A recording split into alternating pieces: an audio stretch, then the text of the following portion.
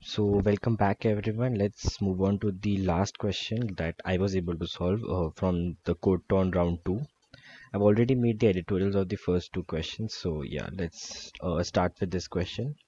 So I won't be explaining the question. It's a simple scenario that they have said. So you can just read the question yourself and come back later. So let's directly move into the solution. This was a greedy solution, and yeah, so let's directly move to the so I downloaded this picture, like it would be much easier to explain with this. So as it was given in the statement that there will be some infected houses. So let's just consider this is infected, and then this is infected. Um, then let's just say this is infected, this is infected, this is also infected. Okay, so um let's just infect this 3. I'll infect this completely. Yeah, so okay, one second.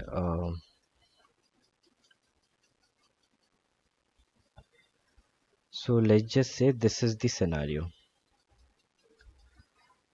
All the red ones are the infected ones and the black ones are still to be infected. So if I just ask you, sorry, if I just ask you, so consider these as ranges. Okay, so that would make the question very much easy for you to solve if you just look at them as ranges. This is one range, this is one range, and this is one range. Your aim is to protect these ranges because these are the ranges that you have to protect, like, right, because you can't protect anything else anyways. You have to protect these ranges, these sets basically, or whatever you want to call them. You have to protect them. So if I give you these, so this is scenario, okay, this is the arrangement, this is the scenario. So if I give you this scenario, first you'll count. Let's just see what are the sizes of all the sets. So 1 2 3 4 5 6 7 8 8 1 2 3 3 1 2 3 4 5 5. So this is the scenario, right? 8 sets, like sizes 8, sizes 3, sizes 5. So if I ask you which set will you be saving first, you'll obviously try to save this one, right? So we'll also keep a time, like how much time we have taken till now, because that is essential. You'll realize later on. And how many we were able to save, and how many we were able to save, and time and save. These are the only two variables you need to maintain. So why this is greedy? Because as soon as I presented you this particular scenario, you will be going to the set or the range which has the highest count. So you went to this range. This range has a size of 8. So you'll try saving them. And what is the optimal strategy to save them? You'll uninfect the corner ones. You'll try to uninfect the corner ones so that it never spreads, like then the infection will not spread to the middle ones. So I'll come over here and I'll uh, uninfect this one, like I will protect this one. I took time 1. I'll uninfect this one, like I will protect this one, not uninfect. I will protect this one, and I took +1. So after doing, sorry, small mistake. While I was saving this one, I took time 1. What happened in that time? What happened in that time? In that particular time, I'll be using black color. The neighbors, like some cells again got affected. So let's just say this never happened. Okay, let's just say time is 1. Okay, we'll go slow. Time is 1. You only spent 1 second, and at that 1 second, you decided to protect this particular node. But while you were protecting that node, what happened was this particular node got affected. How it got affected? Because this is red. This is the infected one. This one got affected. This one got affected. This one got affected, and this one got affected. Now all these cross ones are also infected. So again, we'll make them red only. Infected, infected, infected, infected, infected. Still your aim is to save this one only, right? Because it's not making any sort of difference. So again, I'll protect this one. Now your job is done. But again, you have protected this one. You took one more second, but again, the same logic. What happened in that in that extra second? This got infected, this got infected, and this got infected. Right. So after all of this, if you now look at this section again, if you look at this section again, this section initially had a size of 8, but you were able to save 1, 2, 3, 4, 5, 1, 2, 3, 4, 5, 6, 7. One got infected, and you saw in the whole simulation why it got infected. So you were able to save 7 houses. Now let's move on. After saving that house, I initially stored 853 in my vector, right? I initially stored 853 in my vector. What is 8? The initial size. What is 5? This one. 8 is this one, and 3 is this one. So after I was able to save, like tried to save 8, I was able to, like I was only able to save 7 of them because this one got infected, and you saw the reason why it got infected. Let's move on to 5. But now, if I ask you 5, like, does this 5 exist? Like, is it still 5 only? So you will come back, you saw no, the size is now 1. The 5 now became 1. Why this happened? Why there was a decrement of -4? Initially it was 853, 8 were uninfected, 5 were uninfected, 3 was also uninfected.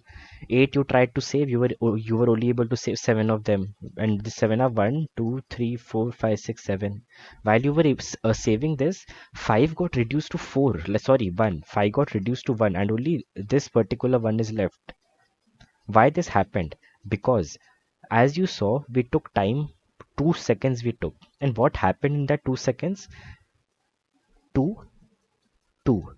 That particular range got decreased from both the sides. So what is the formula now? Like whenever you are at a particular index, you will be doing 5 minus 2 times the time. That is the actual size. Because you spent some time saving this one, right? You spent some time saving the initially time, like time taken was 0. So 8 minus 2 into 0 is nothing. But you were spending some time on saving the eighth one, the one which has the size as 8. Then when you go to 5, some more would have been like infected, right? Because you was like at every second the infection is spreading, and in the circle scenario, it is spreading from both the sides. Both the sides are spread, so always -2 into time. So now if I do 5 minus 2 into, like, what is the time we have taken? It's 4. So 5 minus 2 times 2, which will give you 1. So now the net result, what the net size is 1. Again you'll be saving that one again. Now the question becomes same again. You have to again try to save one. You'll be able to save one of them 8, but again time has increased to 3. So this is the whole logic. You'll first sort them in greedy order. You'll be trying to save one which has the maximum size. You will take some time to save that one. Mostly it would be 2 only, but there are some corner cases that I'll explain you in the code.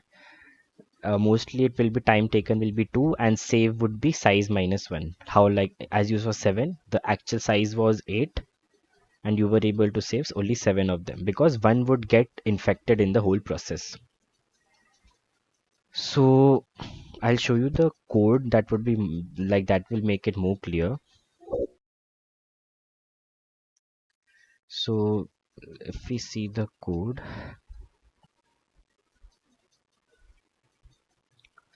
so yeah, so I read ARR, I sorted ARR, I made a V array. This V is basically storing all the sizes for I is equals to m minus 1.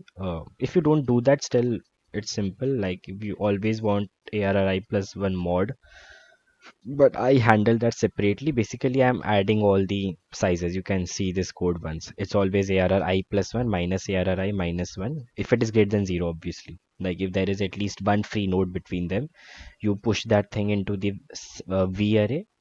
And similarly, if it's the last element, you like it's a circle, right? So I plus 1 mod. You can see this. It's simple. You can debug V once.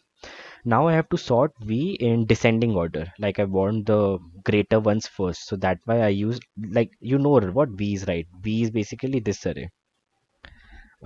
This is V 853. This is my V array. So you have to make that V array. And how will you make that V array? You will be always subtracting a distance between two infected nodes. Like initially, this was like, what is the distance between these two infected nodes? It's 3. Distance between these two infected nodes, it is again like whatever you get the distance as, again similarly for this. So then you'll be getting, here you'll be getting 8, 3, here you'll be getting 5. Add that into the vector and sort it in descending order. Now once you have done that, sort it in descending order, as I said, don't look at these houses, you will understand why I have used that later on. And what you have to use say type, like what you have to maintain is helped and saved, like how many you have saved. So now let's iterate over that size. As I said, the formula is 2 times helped. So basically you can also take this helped as the time thing, right? You can also take this, you like, don't get confused, this helped is basically time. I should have written that thing as time, but anyways, the saved is how many I have saved, and this helped is basically this time, this time that I was storing, this t 1 plus 1, right? And then I was doing 5 minus 2 times t. That is that helped way. That t variable is that helped. So now you'll first calculate the size. As I said, 2 times the time, vi minus 2 times t. If size is greater than 2, this case basically, if size is greater than 2, as you can see, the size over here is 8. Then there are some small things you have to do. You, like as I said, you will always be able to save size minus 1, and you will always be taking 2 times time, 2 seconds. So that why helped plus equal to 2, that should be t. Okay, t plus equals to 2. Otherwise, if the size is less than equal to 2, then there are two cases. I don't know why I've written them separately, but yeah, if size is 1 or size is 2, so let's just consider that case once. Okay, um let me just clear everything. Not possible. Okay, 1 second. So now if I clear everything, which is not possible. Okay, so yeah, anyway, so suppose let's just say these two are infected ones and this is the free one, and currently you are saving this one. So it is simple, right? You'll just take one time and you'll protect this. So t plus equals to 1, saved plus equals to 1. And what if there are two? What if there are two? Like these two are infected, these two are safe. What will you be doing? You will be saving this one, but while you were saving this one got infected. So again, you took one single time, saved plus equals to 1.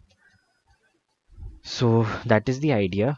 If less than equal to 2 are left, time plus plus, saved plus plus. Now what to do after storing this time and saved? So once you have calculated that, the answer is simply houses minus saved. Because that, like, there were n houses in total. How many were you able to save? That we were calculating in our process. And the final answer is houses minus saved. These many houses got infected, ones which you were not able to save.